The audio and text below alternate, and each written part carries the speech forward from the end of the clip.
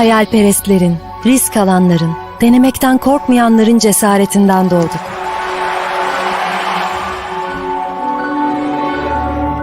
Bizi asla yarı yolda bırakmayan o sesin rehberliğiyle ilerlemeye ve öğrenmeye devam ediyoruz. Bunun için varız. Bu yüzden gece geç saatlere kadar lambalarımız sönmez. Elveda demek hem hüzün hem de gurur verir. Her şeyi sorgulayarak ve merakımızı besleyerek, dayanıklılığımızı test ederek,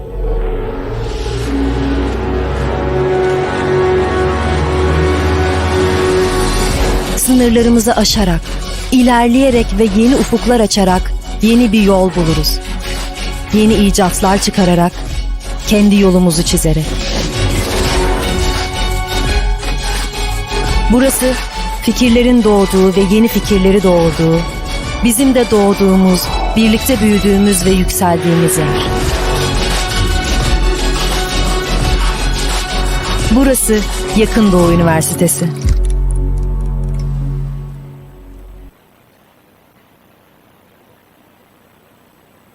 Okay, welcome back to the second part of this special event. Or if you are watching us online on YouTube, welcome to the first seminar of the Global Security Seminar Series that is being organized by the Near East Institute. My name is Mustafa Çıraklı and I'm the director of the Institute. We are delighted today to be launching this new seminar programs, the seminar series, with a brilliant scholar, I should say, a world-renowned name when it comes to studies focusing on counter-revolutionary trajectories. We have with us Dr. Sandra Pogodda from the University of Manchester. Now, because there has been a bit of a change to the schedule, I don't want to eat too much into her time. She has kindly agreed to tell us about her work over the next 20 minutes or so, and then we will open the floor for your questions and discussions. So without any further ado, Dr. Pogodda, welcome, and the floor is yours. Thank you.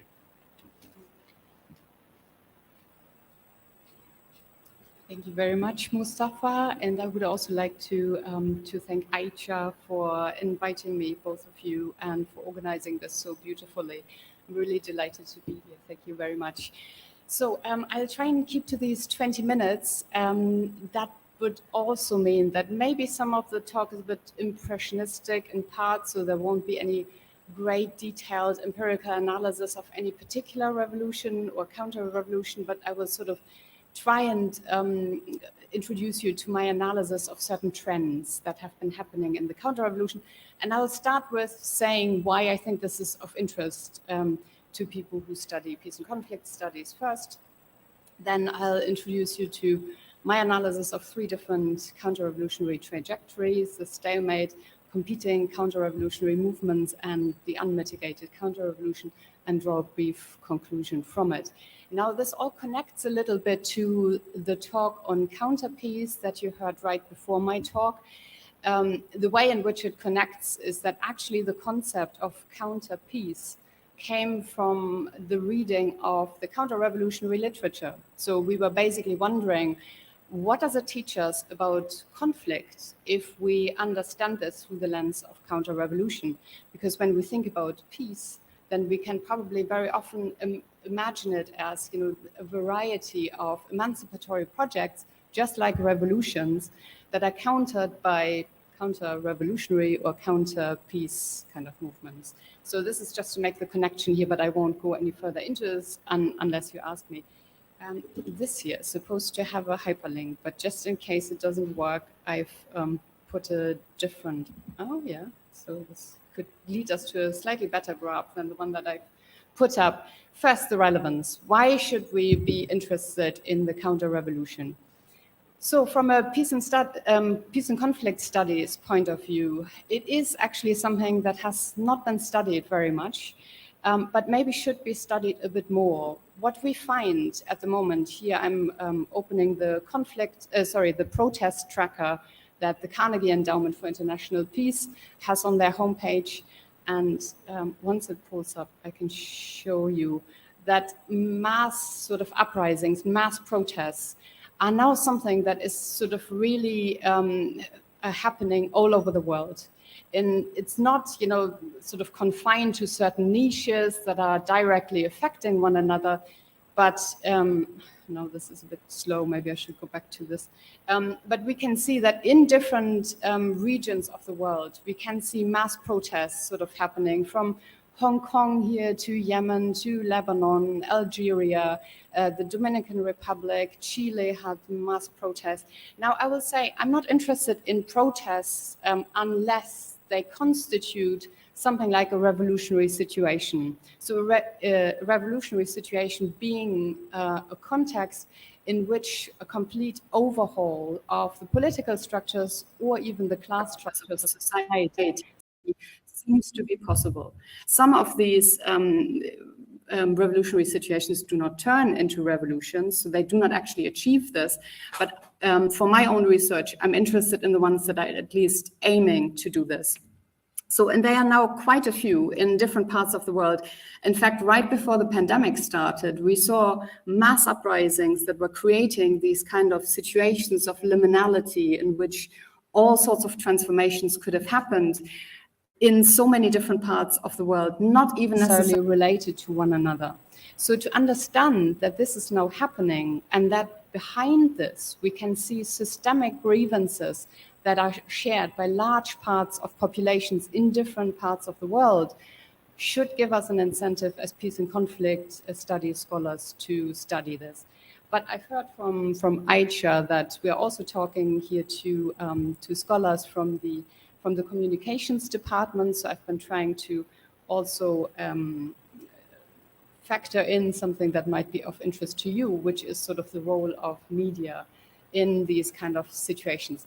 Now, the empirical puzzle that I would like to talk about is the following. We see more and more of these mass uprisings that are trying to create transformative change of the state or of class structures. And yet we see very little of that actually really turning into revolutions. In fact, Erica Chenoweth from Harvard looked into this and found that there's now an inverse correlation in which in the 20th century, there were far fewer of those revolutionary situations, but out of these smaller numbers, more turned into actual revolutions where these transformations happened. Now in the 21st century, we see a great number of them happening, and next to none is actually really causing revolutionary change. So how do we explain this? This is my puzzle that's sort of behind this research that I'm presenting here. Now, there is a lot of explanation given by scholars who study revolutions, and they would say it's, about the way how these movements are organized. Very often they're not even really movements, they're not really organized, they're more like horizontal networks without any leadership structures. They have no ideology, so they kind of lack, many of the characteristics that we know from successful revolutionary movements of the past. That's true, and I don't want to argue against this, but personally, I'm convinced that, first of all, there is this kind of explanation does still not tell us why all these different revolutionary situations have turned out so differently. So they might have all turned into powerful counter-revolutions, and yet they've manifested in such different outcomes. When you think about the Arab uprisings of 2011, for example, then of course Tunisia is now a completely different type of place from what Egypt is like, which is now more authoritarian than it was before the uprising, whereas Tunisia at least had 10 years of democratization, which now seems to be rolled back, but we're still not entirely sure in how far it will be rolled back. And that again is completely different from the civil wars that we saw in Yemen and in Syria, for example, and entirely different from the militia rule that we see in Libya. So now, just to have the explanation that these horizontal movements simply aren't strong enough and so on, still doesn't get us to explain the divergence between these different outcomes. So the revolutions, that are, attempted in the 21st century don't seem to succeed. But to blame it only on the revolutionaries and the way how they organize and so on does not get us to an explanation of the divergence. And it also is ethically very problematic. If you think about it, you are blaming the people who are now sitting in jails in places like Egypt, or being tortured, or having been killed in revolutionary wars, and you're blaming them for the jailing and the being tortured and so on, rather than the torturers and jailers and so on. So this is why I want to look at the counter-revolution, to give this other part of the puzzle that might explain this a bit further, in further detail. So what we can see in the literature on counter-revolutions is we have a large, 5 generations of scholarship now on revolutions, which have identified all sorts of different types of revolutions. So we have the Theda Skocpol's social revolutions, we have George Lawson's negotiated revolutions, Timothy Garton Ash's revolutions that are a mixture between revolution and reform. We have the Third World revolutions that John Foran talked about. So all sorts of different types that have been given as explanations for why revolutions have turned out very differently. But in counter-revolutions, we have no such theorizing. The only type that has actually been defined that I can at least find in the literature is Antonio Gramsci's passive revolution, which is a type of counter-revolution. And he wrote about that in the 1930s when he was sitting in a prison and wrote about it in his prison notebooks. But except for that, we don't have any great theorizing. And the reason for that is that scholars were usually more fascinated by, these courageous, very unexpected phenomena of revolutions than by the, sort of ugly sort of mirror image of it, which is the counter-revolution. So this kind of turned into what Arno Meyer calls the study of the counter-revolution, turned into a study of practice rather than a field of theorizing. And I think it's a great mistake, because what we now saw in the 21st century is a lot of revolutionary networks that simply were not prepared for the counter-revolution because they know very little of it. So what I've been trying to do in this research is to at least think about the different patterns that we can see as being stable across history and across geography. So from the French Revolution onwards until the 21st century, we can see that many revolutions ended up in actually a stalemate, that many of them had a phase in which there were competing counter-revolutions. I will explain all of this in a minute. And others turned out into unmitigated counter-revolutions. So these are the 3 different sort of patterns that I want to talk a bit about.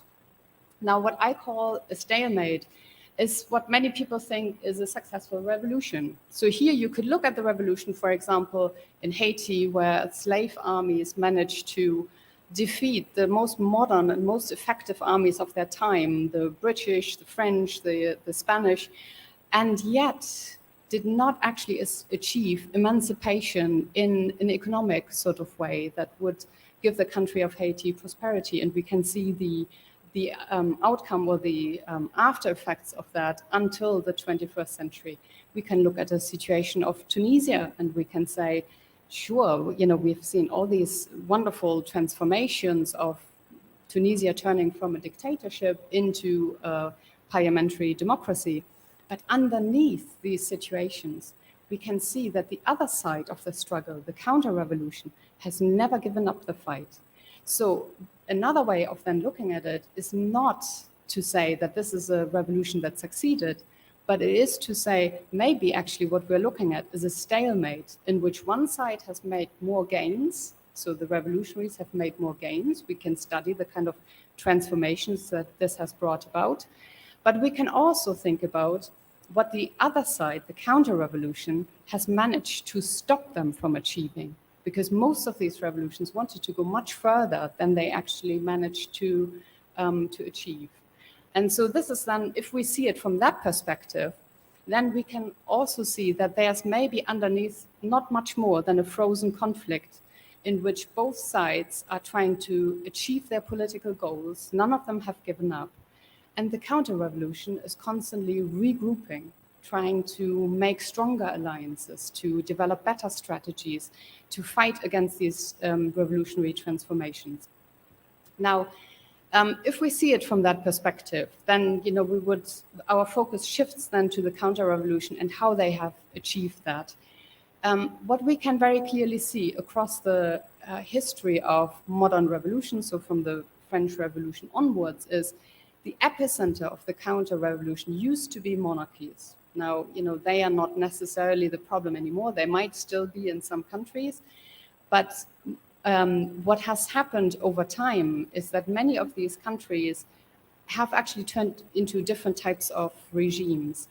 But what the state has become over time, and this is something that Theda Skocpol in her work on social revolutions was acutely aware of already in the 1970s, is the state gets stronger with every successful or attempted revolution. How does this work? Well, within the state, there are all these coercive institutions, which are either they are sort of being shaped by the revolutionaries themselves, and they want to protect the transformation that they've achieved. So they become defensive forms of state formation, as Raymond Hirnebusch would call it. And so there we get to states that are getting from actually being sort of rather weak states to very strong states that are very able to penetrate society in many different ways through coercion, but also through other forms of infrastructure that they can reach into society with. So over the course of time, then now when we reach the 21st century, we are dealing with very strong states that these revolutionary movements find it very difficult to sort of contend with or to sort of go against in order to realize their objectives. Now, what we can also see at the same time, while the state has turned into the new epicenter of the counter-revolution, is that the international environment always was. But we've known this, throughout the third and fourth generation of scholarship. We've had a lot of analysis of that usually the outside, the other countries surrounding revolutionary societies have always been trying to fight back, have always been trying to contain the revolutionary societies within their borders, and maybe even fight back with armies in the olden days, or nowadays it is through the global political economy very often by conditionalities that are imposed on them, sanctioning in different ways. So all of this goes back already to the French Revolution and the Haitian Revolution in particular. There was a lot of sanctioning there, and I could tell you more about this if you're interested. But what the outcome of this is an impoverishment of revolutionary societies. And that, of course, turns into an incentive structure of its own. So if you want to have a prosperous society, better don't try revolution. Now that's an effective mechanism, isn't it?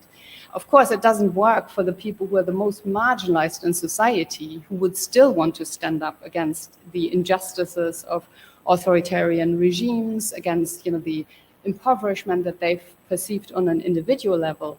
But at the national level, it's very clear that there are different forms of economic sanctioning, whether this is, for example, in the 21st century, that a country like Tunisia, even if the revolution is largely peaceful, tourists stay away. That's a form of sanctioning. That's, that might cost them 15% of their GDP. That impoverishes society, and that might teach others to not even try. I mean, I hope it's not the case, but there's sort of this, there are these kind of mechanisms that very clearly are geared towards sanctioning revolutionary societies. We can also see now in the 21st century that there's a hijacking of the democratization process. So you think democratization is something really wonderful because it opens the space for all these different movements in society to form into parties and then to assert their interest in the political process. And of course, that's, in a way, that is the case. But the other side of this is we also have counter-revolutionary actors who want to protect the wealth that they've achieved through the old regime by being, for example, part of some patronage structures, very often in authoritarian regimes. So they want to protect this wealth. So what they do is they pitch in, they try and finance a party that's actually more geared towards not asserting revolutionary interests, but restoring the regime that was there beforehand. And so we see that if there's a lot of wealth going this way, supporting counter-revolutionary parties, but not necessarily, the revolutionaries might not actually even have that money because they are very often the most marginalized. They're the unemployed, the exploited, the students who can't find jobs and so on. They don't have that same money to pitch against this in the democratic competition. So we see that a certain form of hijacking the democratic process is happening as well. And then we see that there are also parts of the state apparatus, let's say the police, for example, which might be entirely illegitimate at the moment that the revolutionary situation breaks out. Like we can think about Egypt and Tunisia. They broke out, these situations broke out because of, well, one part, no, it's not the entire story, but many people went on the streets because they felt that the police forces, for example, were unaccountable. They were, torturing people to death and so on. And so, of course, one of the objectives then of the revolutionaries is to achieve some form of accountability. And here we can see the state apparatus fighting back. So, for example, the first thing that Ben Ali did in Tunisia was to, basically take the police forces off the streets. Now see how you like the situation now that there's no security whatsoever. And so then you give the police a new platform to come back, to sort of reinvent itself. People still don't like the police, or at least the revolutionaries in Tunisia still don't like the police. But the reality of all these situations is that from one day to another, you cannot create a whole new police force. So you probably do have to work with what you've got. And this will then turn into a political struggle of its own. These police forces, or it might be the military, they will want to fight back. They will want to preserve their privileges. They will want to stop accountability from happening. So they make sure that, for example, the Ministry of the Interior, the Ministry of Defense are well protected from any kind of revolutionary demands that might come their way. So this is the stalemate. That's the kind of struggle that's happening underneath. When we're all looking at the, a free and fair election in Tunisia, or the free and fair election that happened in Egypt right after the revolution, these are the kind of struggles that we usually don't pay attention to, but that keep happening, and where the counter-revolution is trying to fight back. Then we have another pattern. So this is also something that people, when they don't study history very much, are usually not so well aware of. So we know that, for example, in the Russian Revolution, the Bolsheviks were the ones that took power. But how many of us do know that actually the Bolsheviks in themselves were only one small revolutionary group? They weren't even, by sort of popular support in these kind of elections that were happening there in 1917, for example, they weren't even necessarily the dominant group. And yet they managed to take over. So what we usually have is a situation in which you have different revolutionary groups, different anti-systemic groups that are competing with one another. They can sometimes cooperate because very often they have the same goal, which is to unseat the regime that's currently in power. But what they cannot do is to take power on their own. So they have to cooperate with someone. That could be another revolutionary movement, and that is sometimes difficult enough on its own because these revolutionary movements, they might have completely different objectives of what they want the regime that's going to be removed from power to be replaced by. So to give you an example for this, if we look at Syria, for example, there is no way that the local councils, which were sort of not really a movement, but a network of democratic, secular kind of activists, to work with Daesh or ISIS, as you might know it, a fundamentalist Islamic sort of revolutionary project. There is no way they can work together because they want completely different things out of the revolution. At certain points in certain revolutions, there was some cooperation possible. Like, for example, when we look at Iran after the constitutional reform of 1906, we could see that there were phases in which the nationalists, for example, were working together with the communists, or they tried to at least. But very often, this cooperation is then undermined by the old regime that's trying to drive a wedge between these movements. And it's usually very easy, because if you appeal to the supporters of one particular movement, they might be very well aware, if you're, for example, you are a Democrat and a nationalist, and you might want to get rid of the British colonial power in Iran, for example, in the early 20th century, you're not necessarily in favor of communism. You're not necessarily in favor of, the Politburo, like one-party rule that they could see coming out of Russia. So when the communists were trying to work together with nationalists, for example, in many different sort of contexts in the early 20th century, it's then sometimes very easy for the old regime to just work on these divisions between these movements, make people very much aware that if they support one group, they might actually in the end get the other one that they don't want. And so this is a way for, what Antonio Gramsci talked about, the passive revolution, to then absorb parts of the population who would normally be against the regime, to now try and sort of, think about stabilization, stability, political stability being maybe the most desirable outcome, rather than some radical change that could go into either direction, where you would want one direction, but you would absolutely not want the other.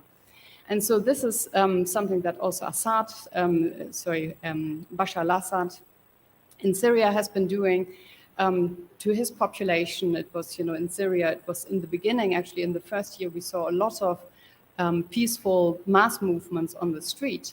And he managed very successfully to radicalize at least parts of this movement. Other geopolitical actors in the region did the same. So, Gulf countries were now creating almost like a marketplace for militias. The most radical ones would get the funding. So all of this then undermined, of course, the potential of this revolution to ever turn into anything democratic and, emancipatory. And so this is one way of pursuing this strategy of divide and rule that we know from colonial regimes, and that dictators play very well. So one of those, tools that can be used in this divide and rule strategy is, spreading fear. So you make sure that everybody is afraid of their neighbor. Everybody is afraid of the other sectarian group or the other ethnic group, whatever the context is that we are talking about. Disinformation is something I would like to mention here for the communication students among you. Disinformation is, of course, not a new thing. I mean, we've seen this in wars, going back hundreds of years, that, attempts to spread disinformation can be very effective in changing conflict dynamics. We've seen it in revolutions as well.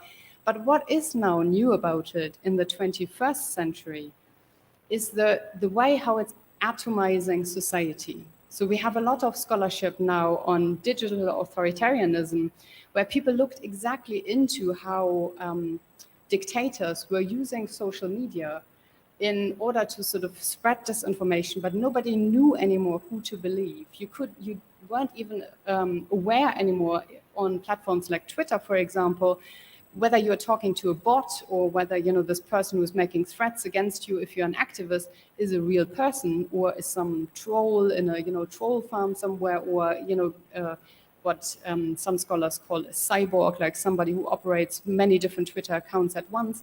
So all these kind of strategies make it turn social media into the exact opposite of what some people hoped it to be. So rather than these kind of platforms where people would be able to voice their opinion, it would, increase democracy because everybody could voice their own politics, it turns into an incredibly isolating kind of forum where, if you say something, you can easily be sort of hunted down, be threatened by others, on social media and so on. And you might not want to try again. So this is a new form of atomizing society that, leads us right down the path of 1984, George Orwell, and the atomizing of society that dictators always try to do. So, and another strategy here is that dictators very often, in situations in which, for example, civil wars have broken out of a revolutionary situation, so here we can think about Libya recently, or Syria or Yemen, they can turn to also Western countries that normally would support democratic transition, and they can argue with one thing: this is just leading to destabilization. So you support me, and I will crack down on all of this. We will have political stability, and none of these refugees, for example, will come your way, and so on. So you can turn, you can play the xenophobic card, and many Western governments, for example, will follow this. They will say, like, yes, we were hoping for this to be like an orderly transition, but revolutions hardly ever are. Very often they turn into situations of war, for example, or increased political instability, where there are maybe terrorist movements that are working in certain countries. And all this instability is a card to play for the dictator who says, I can stop this all. It's me or it's the chaos. It's me or it's the Islamists. And so this is what many dictators in the Arab region have done very successfully. Now, very briefly, the last pattern that's also stable across time and across geography are those countries that had some revolutionary challenge, but here the counter-revolution has been so strong to crack down on all these attempts to come to some form of emancipation, that they actually turned into very strong dictatorships. And I have to say, unfortunately, in this pattern also very often fall permanent revolutions. The ones where you have a revolution, you have these amazing transformations, but look at Iran now. Does that look like an emancipatory situation? To my mind, it looks more like an unmitigated counter-revolution, where the state is making sure that no dissent can really manifest itself. And once it does, like it currently is in Iran, for example, you immediately have a mass sort of uprising on your hands, and the state cannot control it any further. So now the kind of instruments that the state has to control societies are manifold. There is a wide range. It ranges from the state of exception. You have a constitution, but actually you don't act upon it because you say, we're in a special situation here. We need to have more freedom for our security forces to operate, which means no accountability. It also means limited human rights or no human rights. They control the state through the security forces internally with the police, but sometimes the military helps there as well. And then they also have certain narratives that people might buy into. So this is what we call hegemony, when you can actually even convince people to support this kind of authoritarian regime that's in place through arguments like the one that I mentioned before. It's me or it's the chaos. And so on. So you establish a hegemonic narrative that people buy into, and then you have a broad base of support maybe already in society. If you don't achieve that immediately, you go through what Michel Foucault called governmentality, which is you shape the minds of the next generations in schools, where you tell them this is exactly, they have to police themselves because, this is the way that you need to think if you don't want to get in trouble and so on. And so then people start censoring themselves, they start policing themselves, and that's very effective too in these kind of situations. And they always have external backing. Many of these dictatorships have at least some, sometimes it's a regional hegemon, sometimes it's just a neighboring country, sometimes it's a superpower backing them in shoring up the kind of regime that they've got. But because this unmitigated counter-revolution is kind of the inverted image from the stalemate that I talked about at first, where we look at a situation, we think, oh, the revolution has won, but actually there's still this fighting underneath. I want to tell you that there's also another side to this unmitigated counter-revolution, that you might think currently in Egypt, for example, where the president has locked up all political dissent, has, there are all these laws that you can't protest anymore.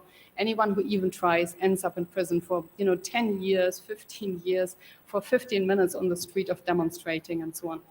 So even in those kind of situations, there's always some fracture within the regime, because the regime in these authoritarian kind of countries in the end has the same problem as the competing revolutionary movements. They don't necessarily agree on everything. There might be different personalities that are competing with one another, or different institutions. So we know this from Hazem Kandil's work on Egypt, for example.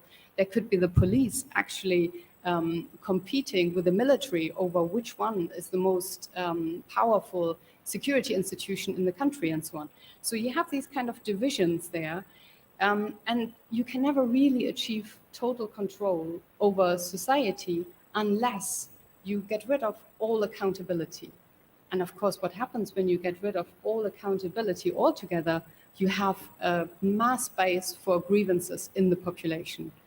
Now, people can maybe live with the situation of a dictatorship where they know I'm safe because I'm on the right side of things. But what if this all of a sudden isn't that clear anymore?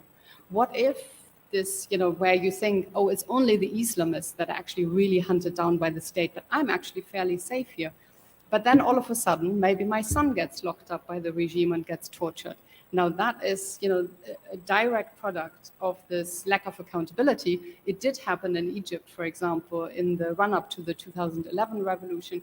And it happens in many different countries. You've just seen it happening in Iran, for example, a completely random incident in which, a young woman was put in prison by the morality police because her headscarf wasn't on properly. And all of a sudden you have a large percentage of the population rebelling when they see that this young woman has actually been tortured to death or beaten to death in custody. So a lack of accountability might work for a while to keep a society under control because no one dares to stick their head out. But at some point, something like this might happen. And all of a sudden you might have a big movement on your hands of people who all can associate with that. Just like in Tunisia in 2010, right before the uprising there broke out, where it was, a street vendor who set himself aflame because he felt that he was treated badly by the police. Completely random incident, not the first time that this happened, that someone tried self-immolation as a protest. And yet, if this happens in a certain moment when people are really fed up with the regime, being basically unjust, being not accountable for what they do, then there's always a potential for explosion. And the external alliances that I talked about, the external support, is not unconditional either. So we've seen this, for example, with many Western countries supporting governments like Hosni Mubarak's in Egypt up to a certain point. When they then saw that the population is turning against it, they might turn against the regime too. So none of this is actually really set in stone. None of these different blocks that have to sort of come together is necessarily sort of something that the regime can rely on forever. So just to draw a brief conclusion here, counter-revolutionary strategies have changed over time. They have sort of become broader, more sophisticated. We see many different strategies now that don't really look like the opposite of revolution anymore, but they look like a watered-down version of revolution, but just one where the hierarchies and power structures are largely kept intact. So this is in a situation when the regime knows it has to give something. Then these kind of situations can occur. And as I said, the tactics like, for example, disinformation have become much more sophisticated. All sorts of tactics have become more broader and more sophisticated. The state has become the new epicenter of counter-revolutions. But what's difficult about this is that it's very difficult to think beyond the state.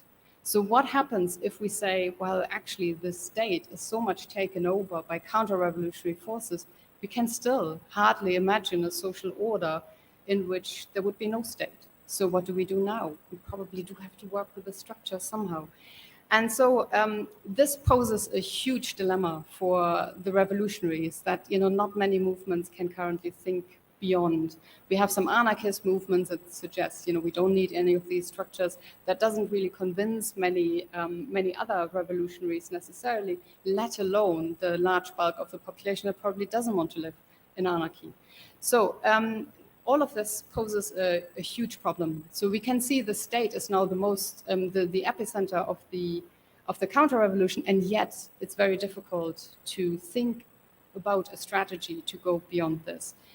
But as I also said, the prospects for this, even though it appears now as if the counter-revolution, when you look across all these cases from, Egypt to Syria to, even Chile, where recently this attempt at a constitutional reform has faltered, or situations like Myanmar or Sudan, where military juntas have removed democratic leaders from power and have sort of broken this alliance that they had with them that was supposed to lead to some transformation. We can see all of them are very strong, but we shouldn't necessarily assume that this will stay like that forever because of all the divisions within the regime and because of all the grievances within society that have never really been worked through. So because of this, I'm assuming that revolutions will never come out of fashion. And we've seen it after the first wave of Arab uprisings, which really weren't, very convincing in their outcomes. We saw a second wave coming in 2019, just 8 years later, by other countries that felt, it's still worthwhile trying. We just have to learn from the failures of previous revolutions. So thank you very much for your attention.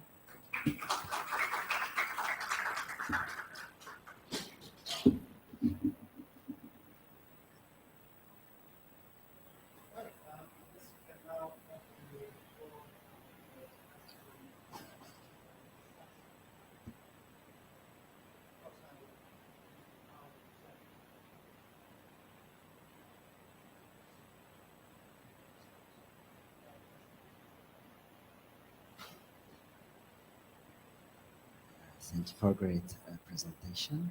So, as you know, the ancient Rome had a blacklist, some kind of execution list, which is including Cicero, also some kind of, how can I say that? The revolutionists, I can say that, because the people always want to argue some position, right?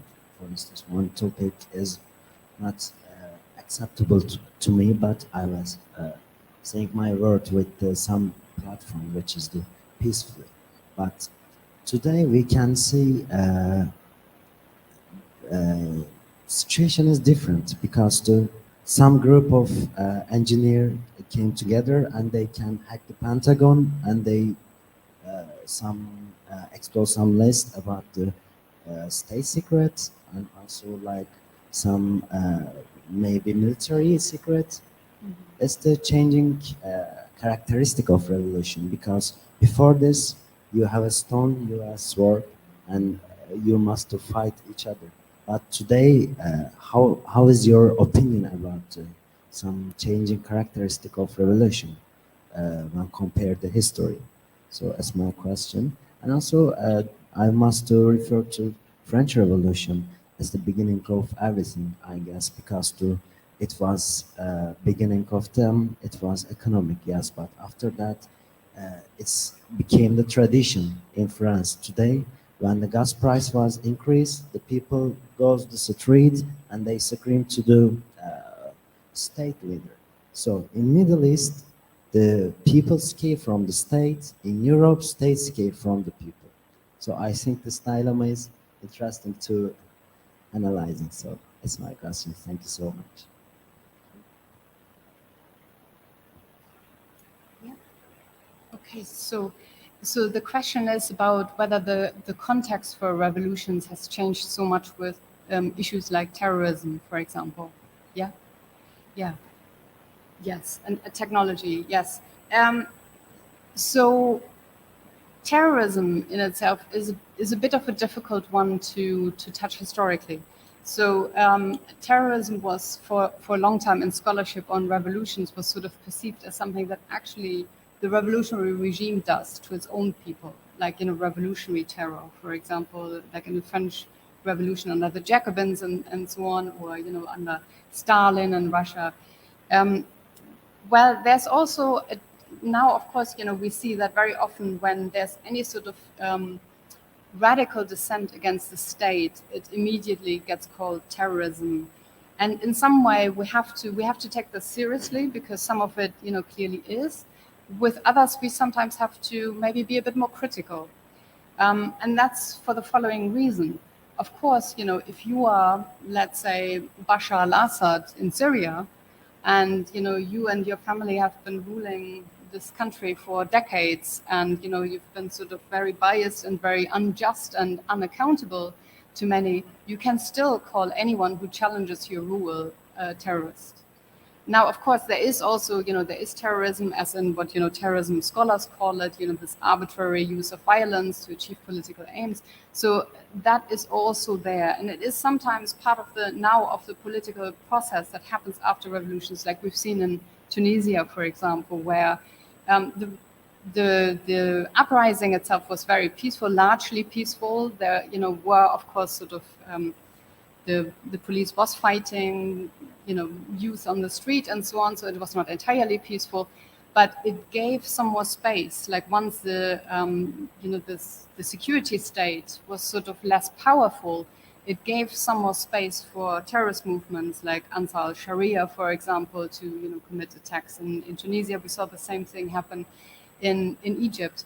And again, we have to also take this seriously in a different way. We also have to think about terrorism not as something that we need to accept, not as something that we should, support, but as a very radical form of violence that is making certain claims against the state, and we should still investigate it. Just to give you the case of Egypt to illustrate this a bit more.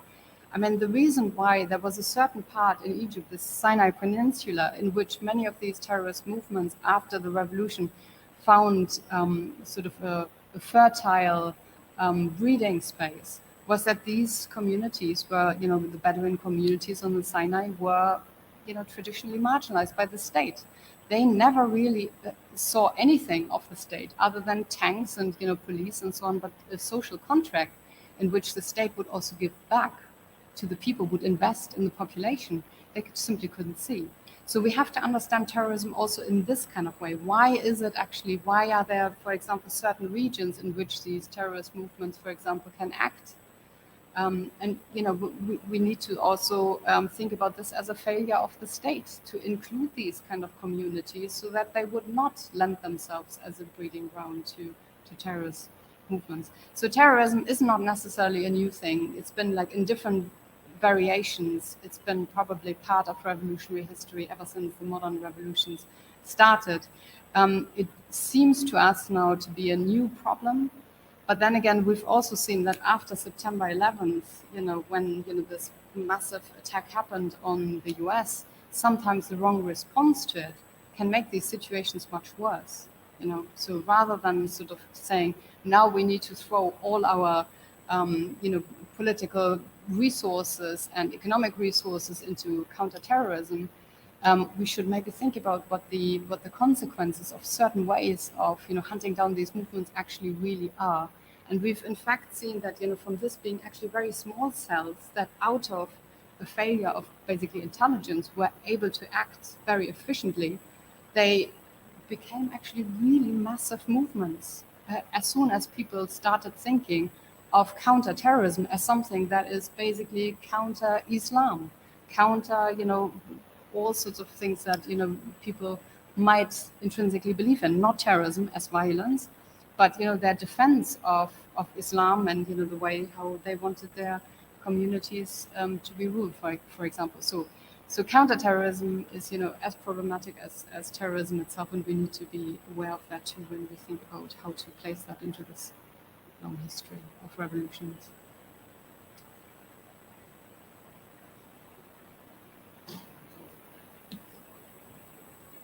Hello. I have that kind of question. We've witnessed the revolution that happened in Egypt, and later we've seen like the counter-revolution. We've seen how the people went out in 30th June. My question is, how can you explain the people being part of the counter-revolution or being a tool for the counter-revolution?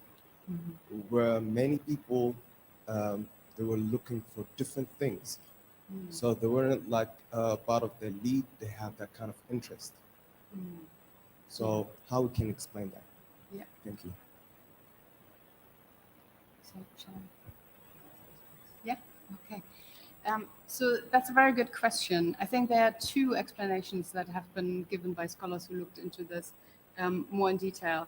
So one was how the liberal bourgeoisie was basically changing its attitude towards revolution after it all became a bit more messy. So, in 2011, many people still wanted to be revolutionaries, at least for the first few months.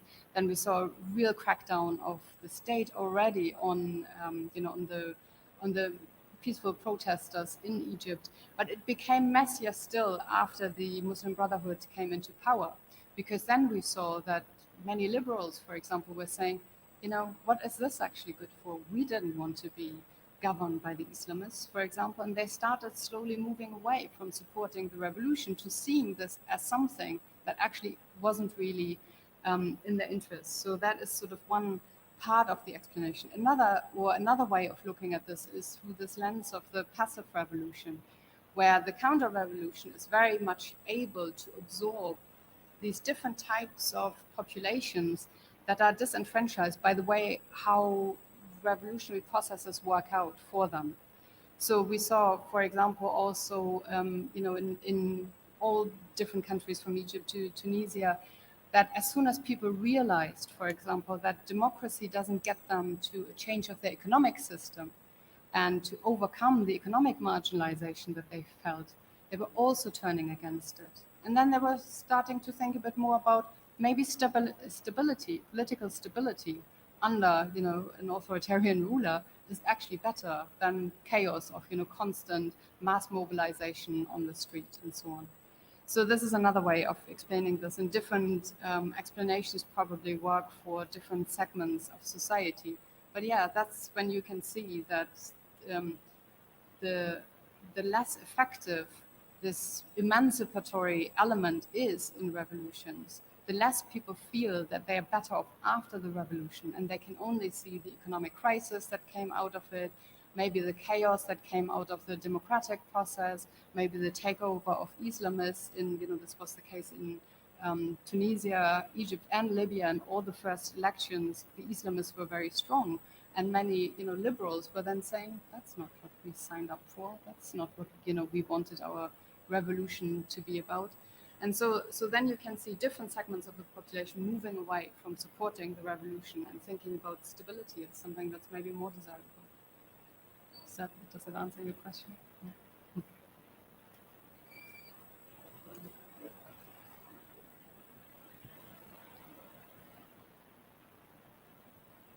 I have the question. Where's the universal cause of capitalism from that counter-revolution? Sorry, can you repeat that? Said the universal cause of capitalism from that revolution in the Mid East or global South places. The reverse of capitalism? Yes, and its role in the global South places that revolt against the authoritarian regimes. Yes. Yeah, okay. So you mean that part of many revolutions is now sort of an element of being disenfranchised by neoliberal capitalism and wanting this system to change? Is that what you want me to? Yes, mostly. Yeah. So that's definitely what we've seen. I mean, none of the Arab uprisings, for example, would have been successful if it weren't for the trade unions or like labor organizations to lend support to these kind of attempts at mass mobilization.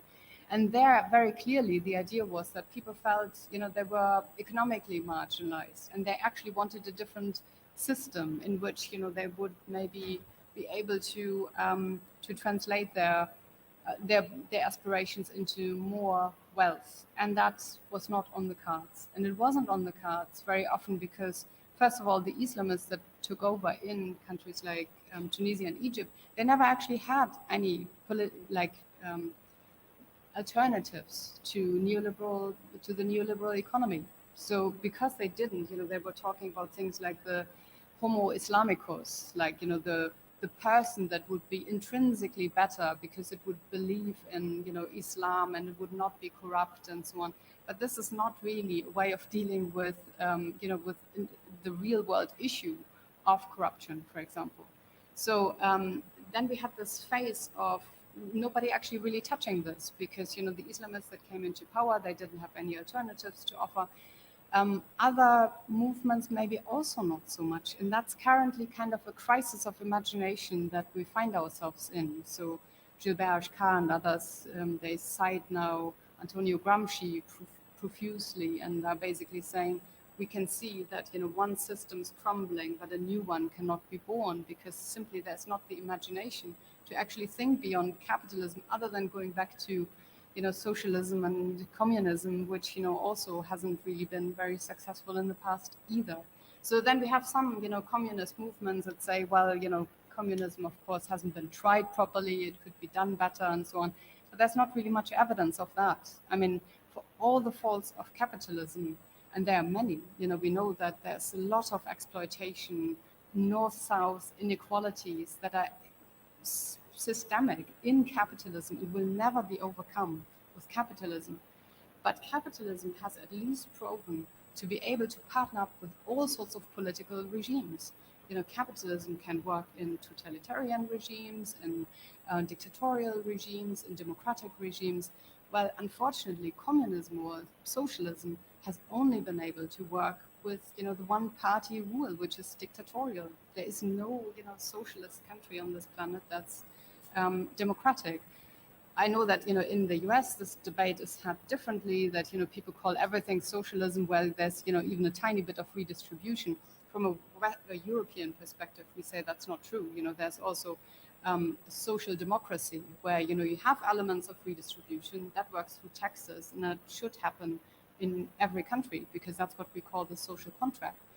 And and then there are other parts of the state as well. But that's not socialism. This is not like we are redistributing everything. This is nobody has any property anymore. Nobody is aiming for that in social democracy, at least. So now the problem is that what works rather well in the richer countries in Western Europe, this idea of a welfare state. I mean, you can criticize how well it now still works in practice, but that still guarantees some form of social peace and stability. Because when you become unemployed in a country like France or Germany, you're not going to be thrown out of your house immediately. There will be support from the welfare state. Unfortunately, it's very difficult to transport the system into other countries that have less wealth. And in fact, there are post-colonial scholars that have long been arguing the only reason why Western countries can afford the social welfare that they provide is colonialism, was the historic exploitation of other people that gave them all the resources that later were then redistributed into, national health and, these social safety nets. So the question is now, how do we get in countries that are poor, where people rightly say, where I am in life is not where I should be. I should have more opportunities. I should be able to make more of my life, and yet they cannot because they don't have access to healthcare, they don't have access to schooling and so on. How do we get them to a situation in which they can have more opportunities in life? And that is in fact very difficult because it needs sustained investment. So where are the resources coming from? Now, many people on the left would now say there's only one way, and that's global redistribution.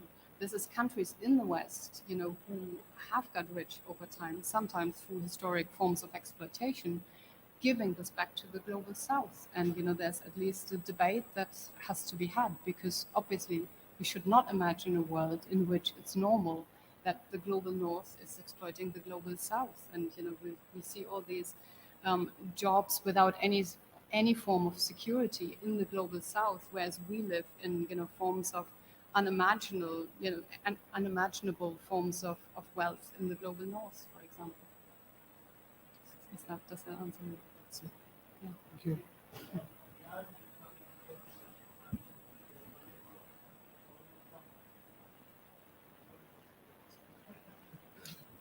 You've pretty much answered. I think you've answered like half of my question.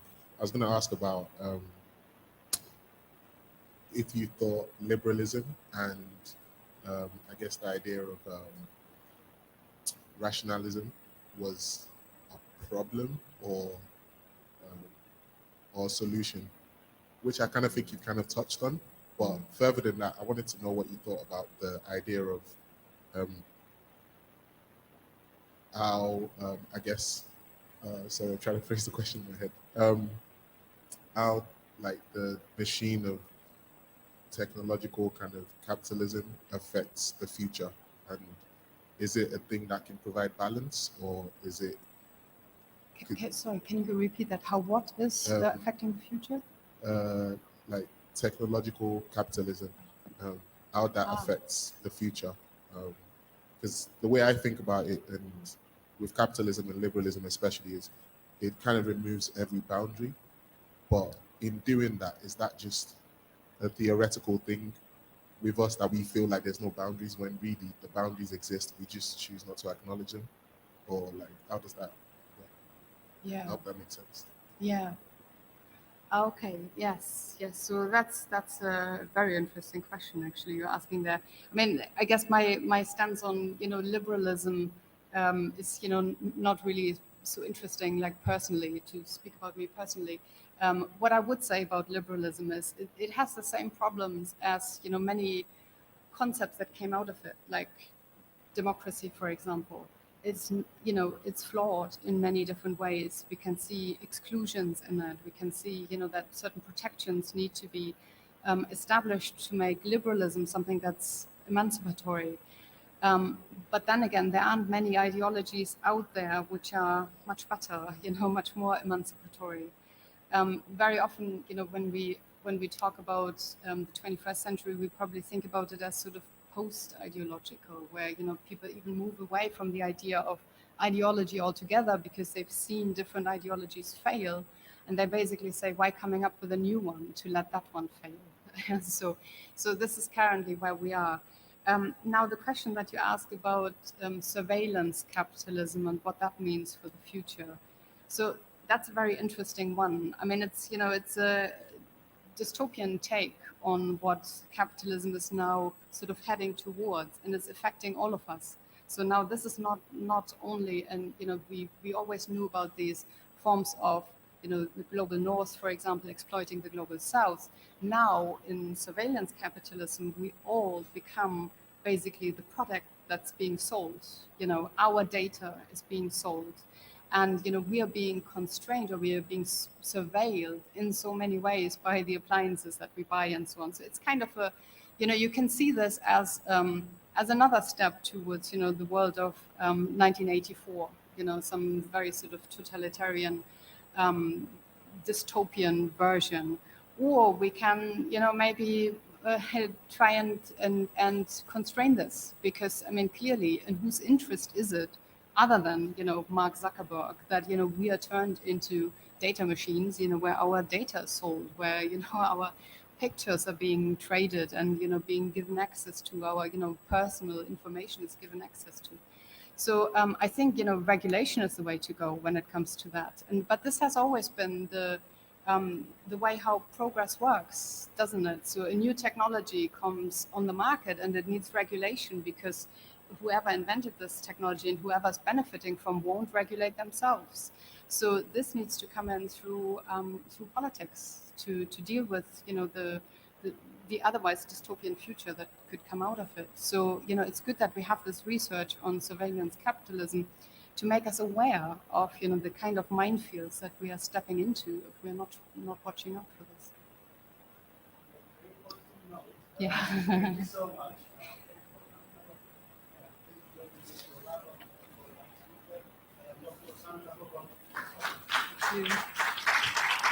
Thank you very much. Just to let you know, there will be more of these events. So even from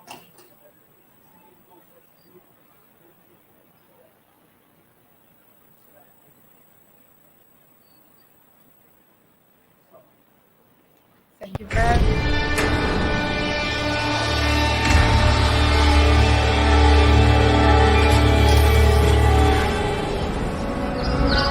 Hayalperestlerin, risk alanların, denemekten korkmayanların cesaretinden doğduk.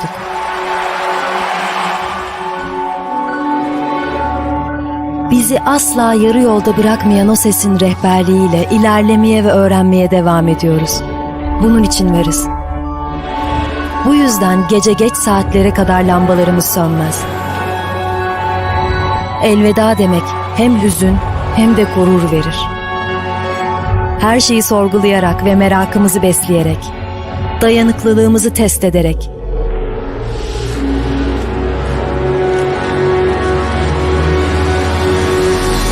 sınırlarımızı aşarak, ilerleyerek ve yeni ufuklar açarak yeni bir yol buluruz.